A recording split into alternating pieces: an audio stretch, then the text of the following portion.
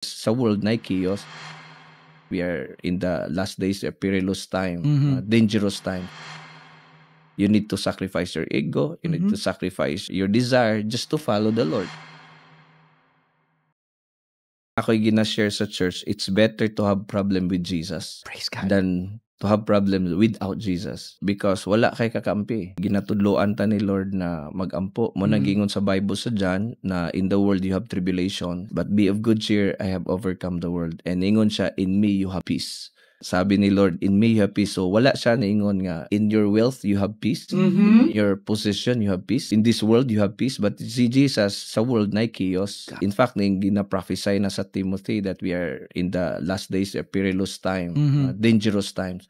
So ang ginawala gid siya nagsaad na kabugaway imong kinabuhi kung mag-serve ka sa ako. In fact, ningon si Lord, take up your cross daily if you want to follow me. Deny yourself, di ba? So, cross is a picture of sacrifice. You need to sacrifice your ego. You need to sacrifice your desire just to follow the Lord. Muna ka nang ingon nila nga, mahayahay ang kinabuhi. Hayahay siya kung na kay Lord. Exactly. Na kay Lord.